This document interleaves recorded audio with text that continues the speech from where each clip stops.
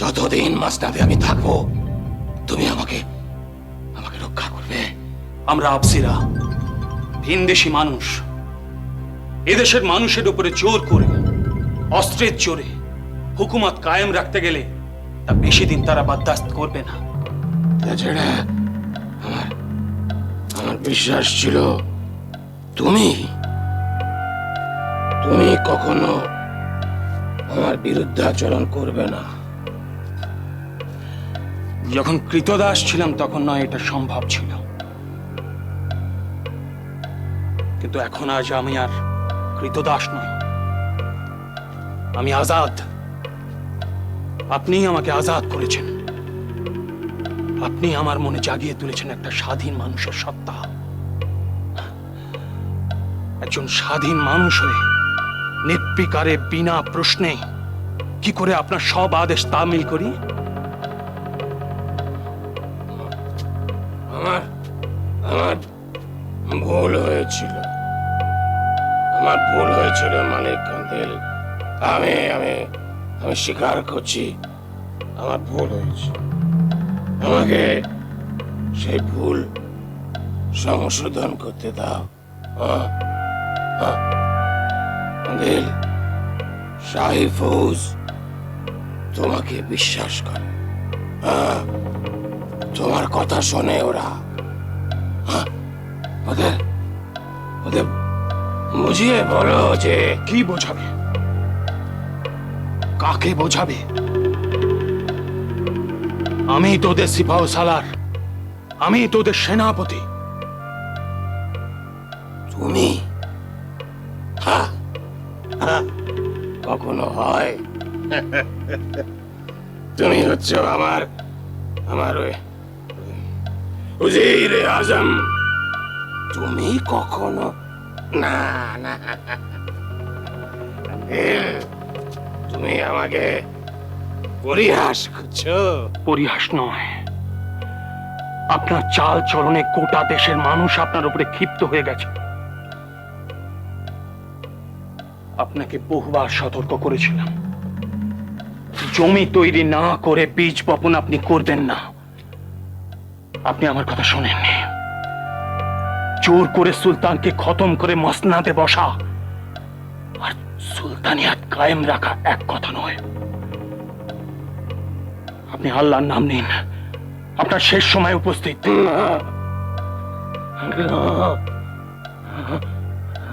মালিক কান্দেল, আমি আমি মাত্র কটা দিন মাসনাদে বসেছি। আমার স্বপ্নটা এভাবে শেষ করে দিও না। আমাকে আমাকে দয়া করো, দয়া করো। দয়া দয়া? আপনি কজন মানুষকে দয়া করেছেন? আপনার এই কদিনের সুলতানিয়াতে আপনি কজন মানুষকে দয়া করেছেন? কতগুলো শয়তান, কতগুলো চাটুকারকে কৃপা করা ছাড়া। আন্দিল, আন্দিল, তুমি তুমি আমার কথা দিয়েছিলে। আন্দিল, তুমি তুমি তুমি কোরআন শরীফ নিয়ে প্রতিজ্ঞা করেছিলে। আন্দিল, আন্দিল, যতদিন এবং যতক্ষণ আপনি ওই মসনাদে থাকবেন, ততদিন এবং ততক্ষণ আমি আপনাকে বাঁচাবো। কিন্তু আপনি ঠিক এই মুহূর্তে তো আর মসনাদে নেই।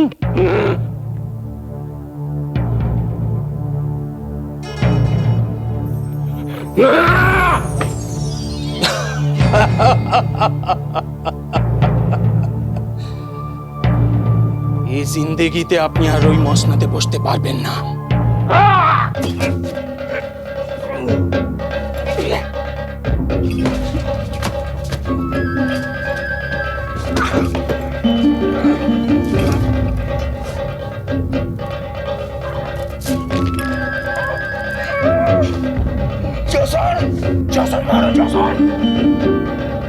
আমার কিছু হবে না। জসন, মারো জসন। ওর শরীর তোমার শরীরকে আড়াল করে রেখেছে। মারো একটা।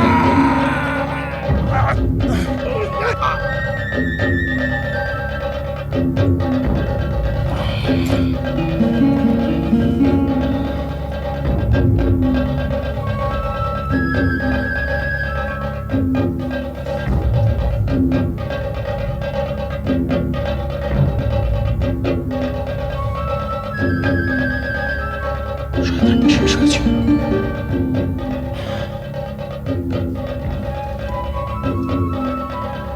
চলো সবাই, এখানেই পড়ে থাক, কাল সকালে যা হোক করা যাবে। চলো।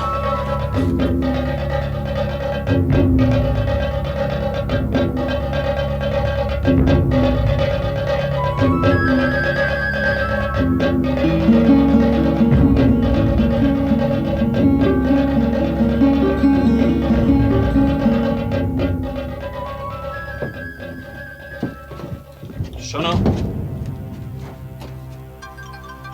তুমি এই মহলের বাতিদার? জি মালিক। সুলতান নিহত হয়েছেন, ওর ঘরের বাতিগুলো নিভিয়ে দিয়ে এসো।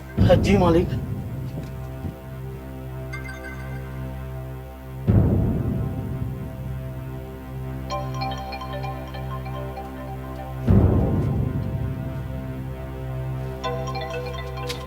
হায় আল্লাহ, আমাদের সুলতান মরে গেছে।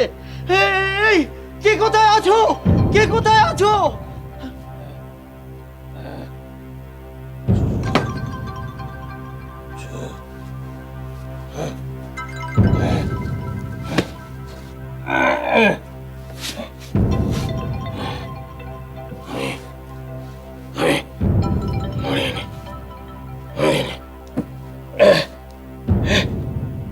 তোমাকে তোমাকে দেখে মনে হচ্ছে বিশ্বাসঘাতকের পুরীতে তুমি তুমি একমাত্র বিশ্বাসভাজন। শোনো,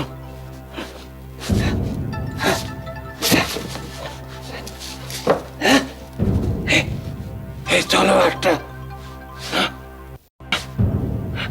দিয়ে আন্দিলের মাথাটা আমার কাছে নিয়ে এসো। জি মালিক। আমি তোমাকে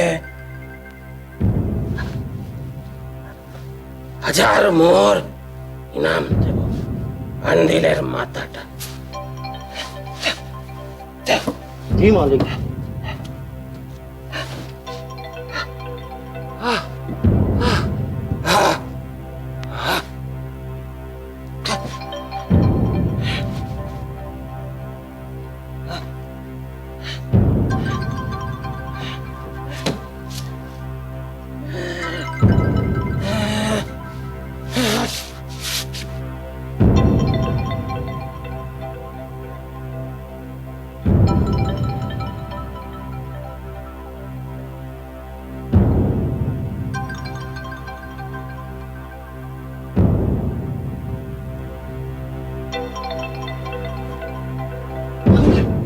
মালিক, সুলতান এখনো মরেনি। বেঁচে আছে। সুলতান মরেনি। তোমার হাতে তলোয়ার কেন? সুলতান হুকুম করেছে আপনার মাথাটা কেটে নিয়ে যেতে। শয়তানটা মরেও মরে না। তোমরা এখানে অপেক্ষা করো, শেষ কাজটা আমি শেষ করছি।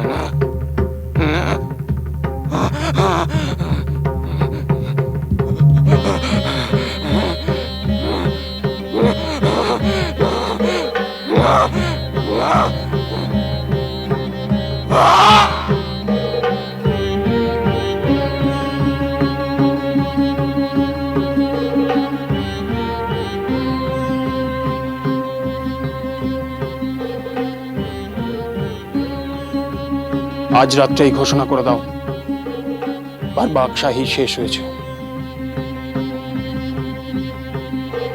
সুলতান বারবাক নিহত।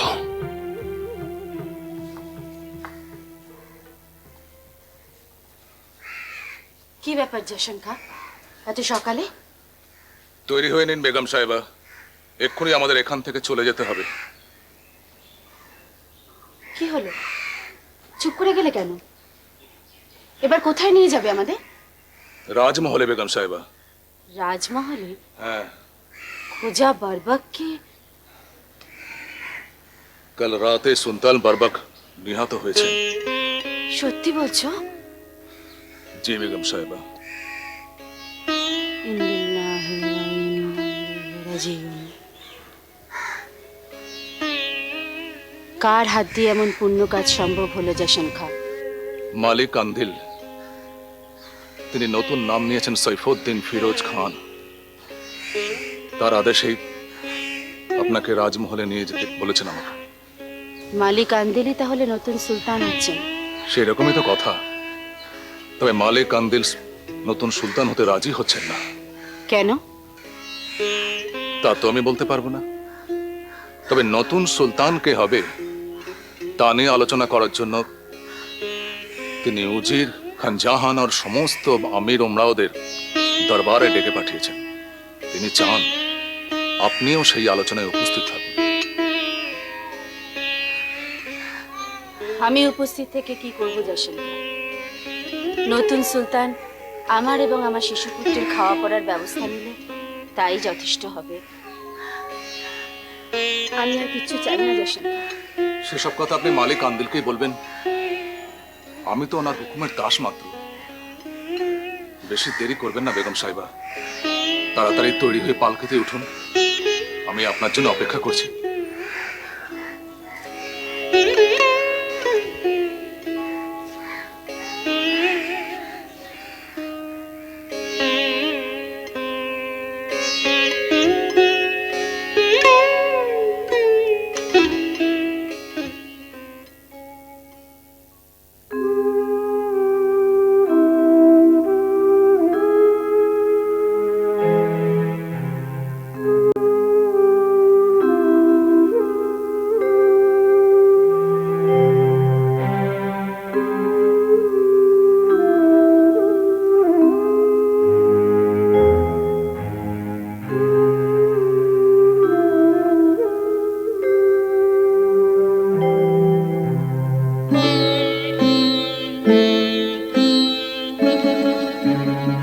আমি আপনাদেরকে আগেই বলেছি,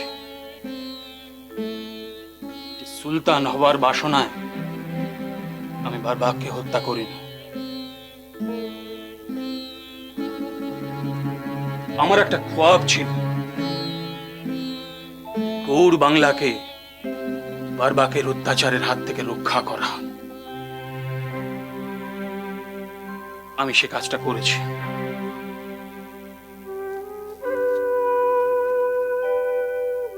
এখন আপনারাই বলুন যে আমার কি কর্তব্য। জানাব, আমি বেশ বুঝতে পারছি মরহুম সুলতান জালালউদ্দিনের বংশের উপরে আপনার যথেষ্ট কৃতজ্ঞতা আছে, কিন্তু এই অবস্থায় একটা 2 বছরের শিশু কি করে মাসনাদে বসবে? এর কি কখনো সম্ভব? তাছাড়া মরহুম সুলতানের বেগম নিশ্চয়ই চাইবেন না যে এত রক্তপাতের মধ্যে তার তার দুধের শিশুকে মাসনাদে বসাতে। আর আর তাও যদি হয় জানাব, তাহলেও রাজ্য পরিচালনার ভার কিন্তু আপনাকেই নিতে হবে, অথবা ওয়াজির আজম খান জাহানকে। রাজ্য পরিচালনার থেকেও সবার আগে এই মুহূর্তে আমাদের জানা দরকার সাধারণ মানুষের পছন্দ কি। আমার বিশ্বাস নতুন সুলতান হিসেবে তারা আপনাকেই বেশি পছন্দ করবে। তাছাড়া সেনাবাহিনীর ওপরেও আপনার যথেষ্ট প্রতিপত্তি আছে। আমার মনে হয় যে এই ব্যাপারে আমাদের একটা সিদ্ধান্ত নেওয়া উচিত, আর আমি আশা করি মরহুম সুলতান জালালউদ্দিনের বেগমও আমাদের সেই সিদ্ধান্ত মেনে নেবেন। আসুন আসুন বেগম সাহেব, তশরিফ রাখুন।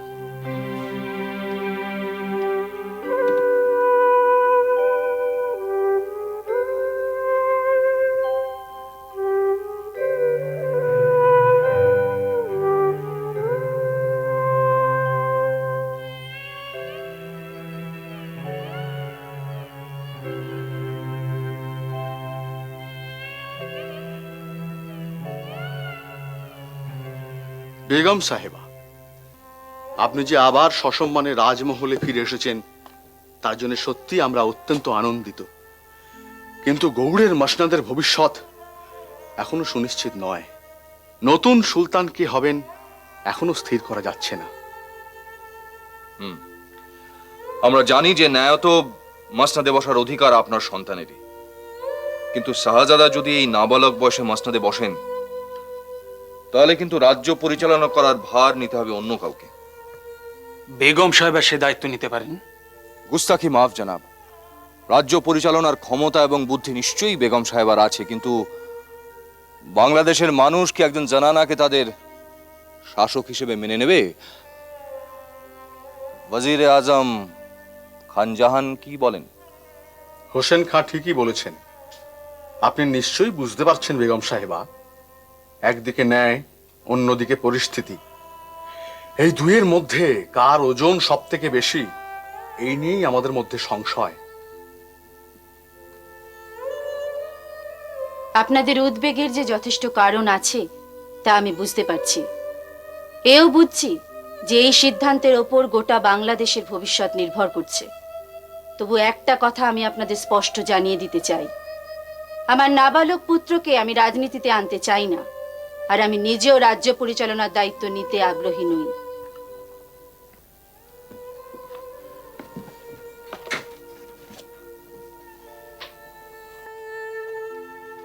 বেগম সাহেবা,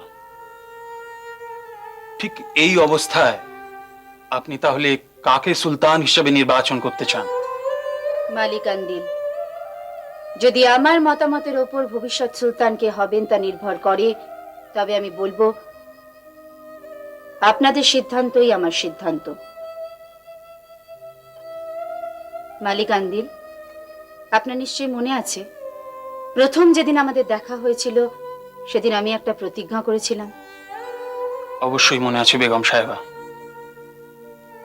আপনি কসম খেয়েছিলেন যে আপনার স্বামীর হত্যাকারীকে হত্যা করবে তাকে আপনি সর্বতোভাবে সাহায্য করবেন, এবং সে মাসনাদে বসলে আমি তাকে পূর্ণ সমর্থন জানাবো। সাইফুদ্দিন ফিরোজ শাহ, আপনি নতুন সুলতান হিসেবে মাসনাদে বসুন, রাজ্যের হাল ধরুন, দেশের আইন শৃঙ্খলা ফিরিয়ে আনুন। এর বেশি আমি আর কিচ্ছু চাই না।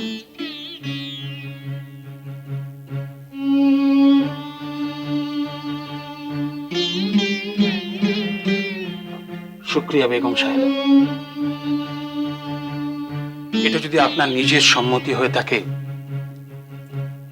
তাহলে মরহুম সুলতান জালালউদ্দিনের নেমকে দাস হিসেবে সে আদেশ আমি মাথা পেতে নিলাম।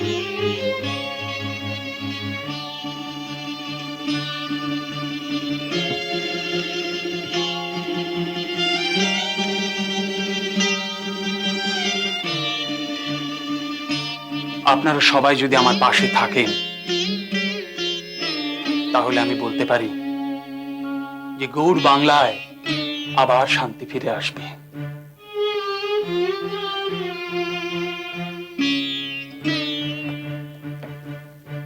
আল্লাহ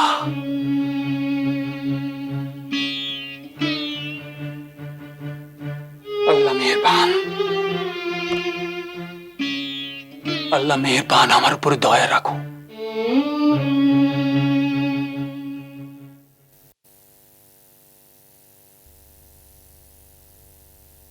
এবার একটু ঘুমানোর চেষ্টা করুন। একটু না ঘুমোলে রাত্রে আবার জ্বর আসবে। বড় বউ, আমাকে একটা পুঁথি আর কলম দেবে? কি দেব? পুঁথি আর কলম, বিশ্বরূপকে পত্র লিখবো।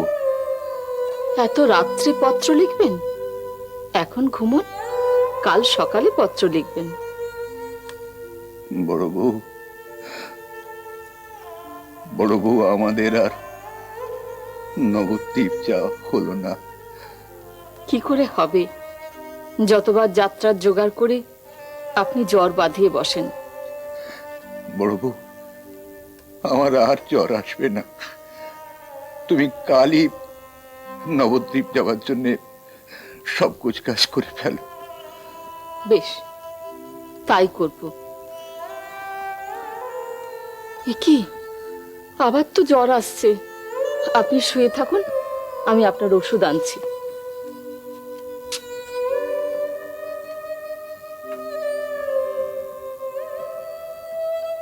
জগন্নাথ, বিশ্বরূপ, নিমাই, সবাই আমাকে একা রেখে চলে গেল। একা একা এসেছি, একা যাব, একা যাব। আমাদের ছেড়ে দিতে আপনাদের খুব কষ্ট হচ্ছে, তাই না? আপনাদেরও ছেড়ে যেতে আমাদের খুব কষ্ট হচ্ছে। বিশেষ করে মা বাবা তো একেবারেই ভেঙে পড়েছেন। হ্যাঁ, আমি ওদের বুঝিয়ে বলেছি, সময়ে সব ঠিক হয়ে যাবে দাদু ভাই, সব ঠিক হয়ে যাবে। আচ্ছা ঠাকুরদা, আপনারাও আমাদের সঙ্গে চলুন না, সবাই মিলে বেশ একসঙ্গে থাকা যাবে। নবদ্বীপে নিত্য গঙ্গায় স্নান করবেন, অদ্বৈত আচার্যের সবাই আপনাকে নিয়ে যাব, স্বাস্থ্য আলোচনা করে আনন্দ পাবেন। আর বলিস না দাদু ভাই, আর বলিস না, আর আমাকে লোভ দেখাস না দাদু ভাই। তোর বাবাও আমাকে ঠিক এই কথা বলেছিল, কিন্তু আমি তাকে কঠিন ভাবে থামিয়ে দিয়েছি। দাদু ভাই, টাকার চেয়ে সুদ মিষ্টি।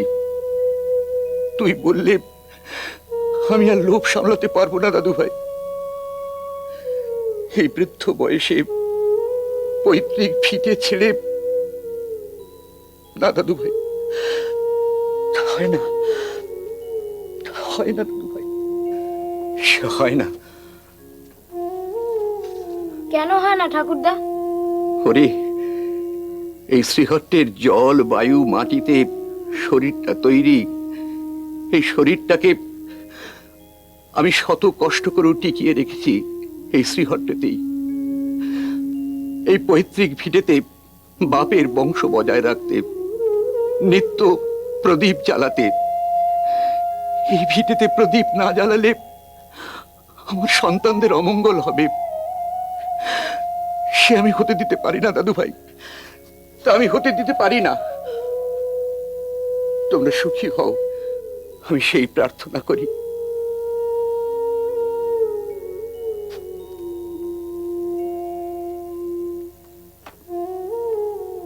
শুনছেন? ঘুমিয়ে পড়লেন নাকি? ওষুধ এনেছি। বড় বউ, বিশ্বরূপকে পত্র লিখলে সে আমার পত্রের উত্তর দেবে তো? নিশ্চয়ই দেবে। আপনি ওষুধটা খেয়ে নিন।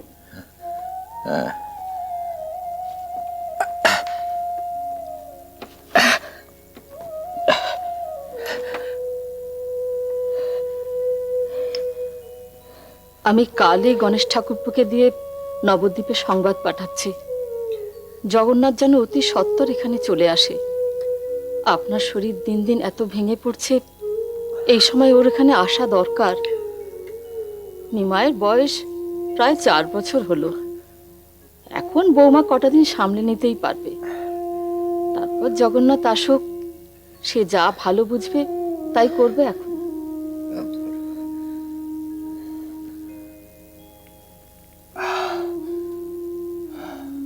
তখন আপনার শরীর যদি ভালো থাকে, আমরা সকলে মিলে নবদ্বীপে ফিরব। কেমন? নিন, এখন একটু ঘুমোবার চেষ্টা করুন তো, আমি আপনার মাথায় হাত বুলিয়ে দিচ্ছি।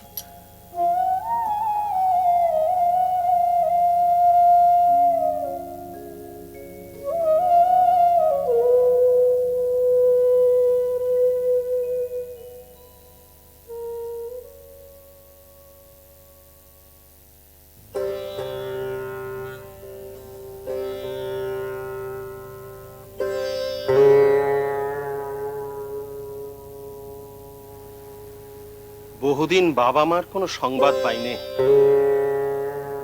বিশ্বরূপকে এই চিঠিখানা যেদিন লিখেছিলেন, সেদিন সবে নিমাইয়ের নামকরণ করা হয়েছে। তারপর থেকে অনেকগুলো মাস কেটে গেছে, তবু তেমন করে আর তাদের সংবাদ সংগ্রহ করা হয়ে ওঠেনি। আমি না হয় 2 ছেলেকে নিয়ে সারাদিন ব্যস্ত থাকি, আপনিও তো একবার শ্রীহট্ট থেকে ঘুরে আসতে পারেন। হ্যাঁ সুচি, আজ সকাল থেকেই আমি এই কথাটি চিন্তা করছি জানো। তবে সমস্যাটা তো অন্যখানে। আজকাল নদী পথে যাত্রা করা মোটেই নিরাপদ নয় জানো, বিশেষ করে ব্রাহ্মণদের পক্ষে। রাজার সেপাইরা সর্বপ্রথম তাদেরই হেনস্থা করে। আর বিশেষ করে যেদিন থেকে এই নবদ্বীপের পণ্ডিত সমাজ শাস্ত্রের বিধান দিয়েছেন যে গৌড়ে ব্রাহ্মণ রাজা হবে, সেদিন থেকে ব্রাহ্মণেরা নির্ভয়ে কি করে থাকে বলো? এসব কথা আপনি শুনলেন কার কাছ থেকে? অদ্বৈতাচার্যের এক শিষ্য জগদীশ সম্প্রতি গৌরনগর থেকে ঘুরে এসেছে। সে ফিরে এসে ওই খোদ বাংলার রাজধানী সম্পর্কে যেসব সংবাদ শোনালে, তাতে আর বুঝতে বাকি থাকে না যে ঘোর কলি আসতে আর বিন্দুমাত্র দেরি নেই। কি বলছেন? শুনে আমার ভয় প্রাণ কাঁপছে। প্রথম আমারও সেই অবস্থাই হয়েছিল জানো। তারপর ভাবলাম, ভয় পেয়ে আর কি লাভ? মাথার উপর শ্রী গোবিন্দ আছেন, রক্ষা করবার হলে তিনিই করবেন। এখন আমার সর্বপ্রথম কাজ হলো কাল সকালেই শ্রীহট্ট যাবার সমস্ত রকম বন্দোবস্ত করা।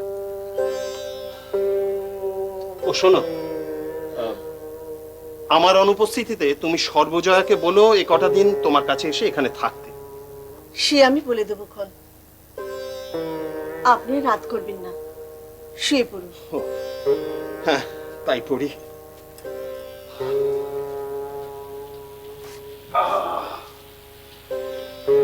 জয় জগদীশ, জয় জগদীশ, জয় জগদীশ।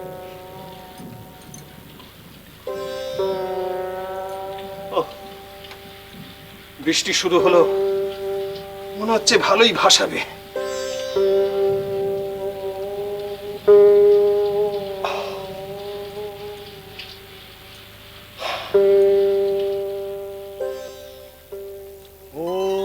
जवतुषुमो संकाशं काश्यपेयं महाद्युतिं धन्तारिं सर्वपापघ्न प्रणोतस्मि दिवाकरम्।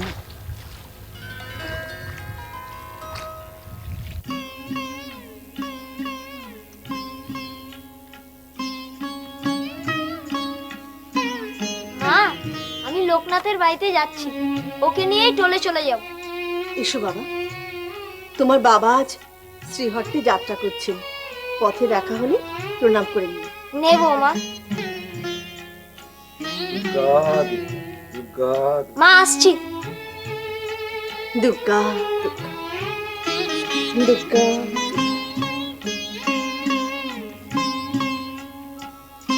কিরে ঈশান, তোর হলো?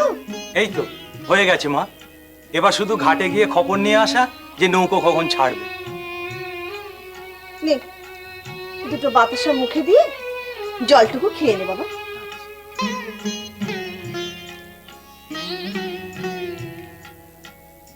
আচ্ছা মা, বাবা তো এখনো গঙ্গার চান করে ফিরলেন না। এরপর উনি ফিরবেন, পুজো করবেন, জল খাবার খাবেন। আমি বরং ওদের গিয়ে বলে আসি যেন তাড়াহুড়ো না করে, কেমন? যাচ্ছিস যখন বাবা, তুই পথঘাটের খবরটা একটু ভালো করে নিয়ে নিস। তোর বাবা বলছিলেন রাজার সিপাহীরা নাকি খুব ডাকাতি শুরু করেছে। সেই জন্যই তো দিন দশেকের মধ্যে সিহট্টের নৌকো খুঁজে পাওয়া গেল না মা। এই 10 দিন সময় লেগে গেল শুধু সিহট্টের নৌকো খুঁজে বের করতে। জোনা দশেক লোক হলে এক্ষুনি যাত্রা শুরু করে দেওয়া যেত। না হলে মাঝিরা তো অত দূরের রাস্তা যেতেই চায় না আজকাল।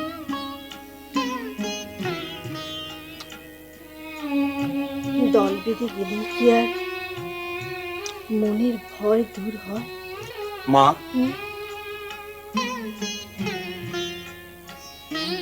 মা আমি বলি কি, তোমার শ্বশুর শাশুড়িকে এবার নবদ্বীপে নিয়ে আসো। দূরে থাকলে চিন্তা তো হবেই মা। ওং বিষ্ণু ওং বিষ্ণু ওং বিষ্ণু ওং শ্রীকৃষ্ণায় গোবিন্দায় নমঃ ওং শ্রীকৃষ্ণায় গোবিন্দায় নমঃ ওং শ্রীকৃষ্ণ। আমি একবার চট করে ঘুরে আসি মা, কেমন? ঈশান, ঈশান একবার শোন বাবা। এই দেখো, একটা শুভ কাজে যাচ্ছিলুম, পেছু ডাকলে তো মা। ভুল হয়ে গেছে বাবা, বড্ড ভুল হয়ে গেছে। তুই যখন যাচ্ছিস বাবা, তখন ওই অদ্বৈত আচার্যের টোলে একবার ঘুরে যা। বিশ্বরূপকে বলবি বাড়িতে একটিবারের জন্য এসে বাবাকে যেন প্রণাম করে যায়। আচ্ছা মা। সর্বজয়া কখন আসবি সেটাও জেনে আসিস। আচ্ছা গো আচ্ছা, মাসির বাড়ির খবরও নিয়ে আসবো। আচ্ছা মা, এত উতলা হলে চলে? ঠাকুর মশাই বলেছেন 1 মাসের মধ্যেই তো ফিরে আসবেন। উতলা কি আর সাধে হই বাবা? বড় ছেলেটা দিন রাত ওই আচার্যের টোলে পড়ে থাকে। ঘরে তার মন কোথায়? মা, অমন কথা বলো না। আমাদের বড়দাদা কত বড় পণ্ডিত হবে, তুমি দেখে নিও। আসি মা, কেমন?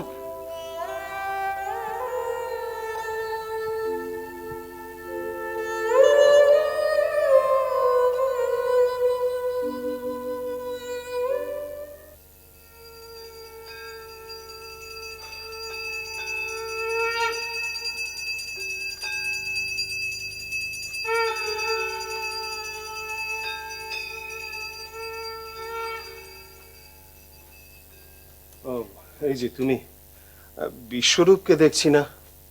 ও মা, ঘাট থেকে ফেরার পথে আপনার সঙ্গে তো দেখা হয়নি? না। দেখেছেন তো? না, অবশ্য আমি ঈশানকে বলেছি টোল থেকে একটিবার তাকে ডেকে আনতে। আহা, সে কথা বলতে গেলে কেন? বিশ্বরূপের পড়াশোনায় মতি আছে, বিদ্যা সে ভালোবাসে, তার অধ্যয়নে ব্যাঘাত ঘটানো ঠিক নয়। আমি না হয় যাওয়ার পথে অদ্বৈতাচার্য দেবের টোল ঘুরে যেতাম। পুত্র আর পুত্রের গুরু দুজনের সঙ্গেই একবার সাক্ষাৎ হতো। ঈশান গেছে খেয়াঘাটে যাত্রার খবর আনতে। আপনার জলযোগের ব্যবস্থা করি। হ্যাঁ, তাই করো। জগন্নাথ, আছো নাকি? চন্দ্রকান্ত, তুমি? আরে এসো এসো, শ্রীহট্ট থেকে কবে এলে? এই তো এখুনি। কাল সারা রাত নৌকো চলেছে, ঘাট থেকে সোজা এখানে চলে এলাম। ও, আরে ভাই এসো এসো এসো, এখানে বসো বসো।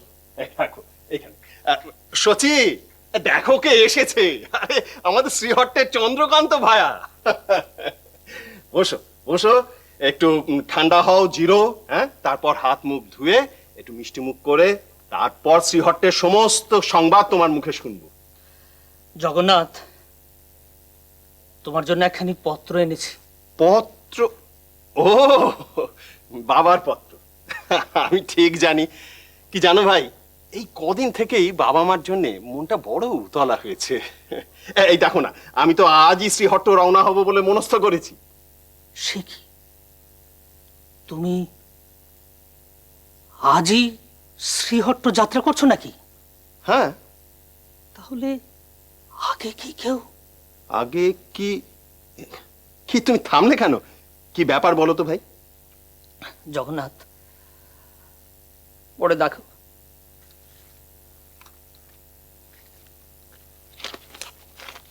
এ তো বাবার হস্তাক্ষর নয়। না জগন্নাথ, এটা তোমার বড় ভাইয়ের হস্তাক্ষর। ও, ও দাদা শ্রীহট্টে এসেছেন?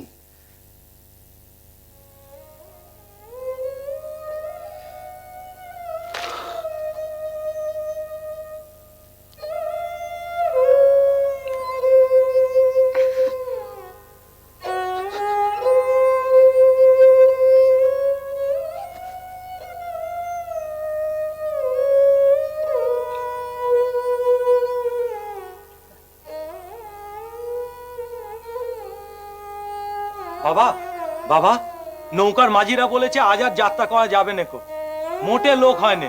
তা আমি ওদের বলে এসেছি যে। কি হয়েছে বাবা? হাতেও কার পত্র?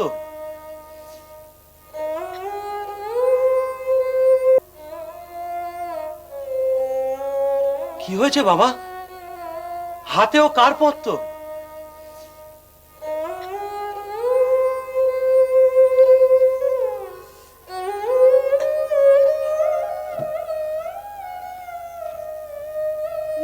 আপনার মিষ্টি মুখ করুন, আমি আরো দিচ্ছি।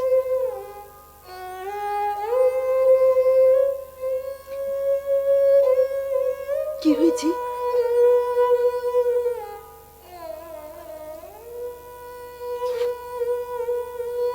শ্রীহট্ট থেকে পত্র এসেছে। বাবা আর নেই।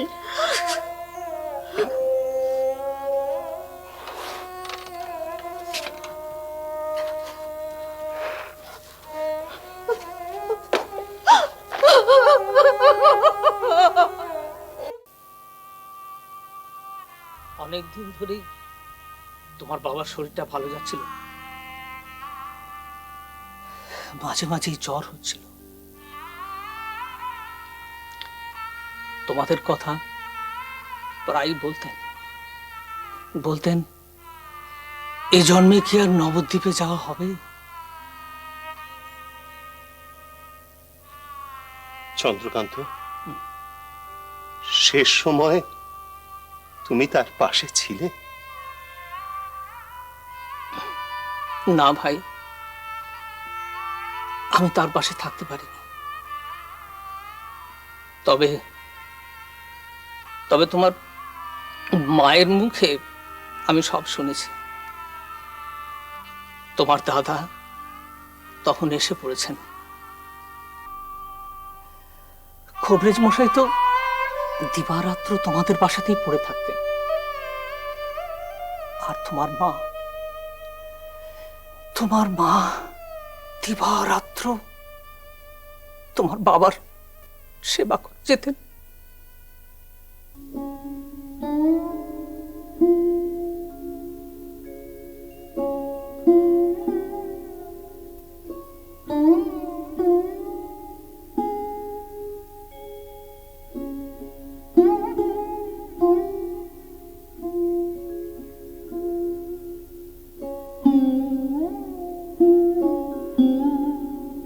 কেমন দেখলেন কবিরাজ মশাই? দেখলাম, ঔষধিরও ব্যবস্থা করেছি। তুমি এটা নাও তো মা, খল নুড়িতে 5 ফোঁটা মধু দিয়ে ওটা মেরে নিয়ে এসো। এইবার তোমাকে একটা কথা বলি বাবা, এই পৃথিবীতে যা কিছু এসেছে, যা কিছু সৃষ্টি হয়েছে, তার বিনাশ অনিবার্য। সৃষ্টিকে যেমন মেনে নিয়েছো, তেমনি বিনাশকেও মেনে নেবার জন্য প্রস্তুত হও।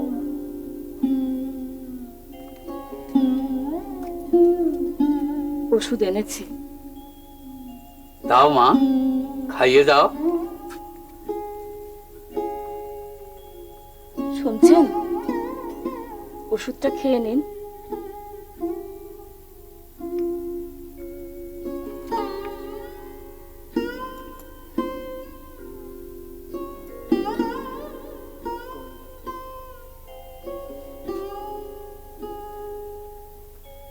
আমি তাহলে এখন আসি মা। ভয়ের কিছু নেই তো বাবা?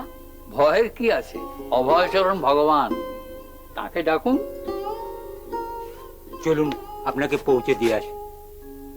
তার কোনো দরকার করবে না, তুমি বরং তোমার বাবার কাছে থাকো। আমি বাড়ি গিয়ে চন্দ্রকান্তকে পাঠিয়ে দেবো, সেই রাতে তোমার পাশে থাকবে। যদি কিছু হয় খবরাখবর তখন আমাকে জানাবে। চলি, হ্যাঁ?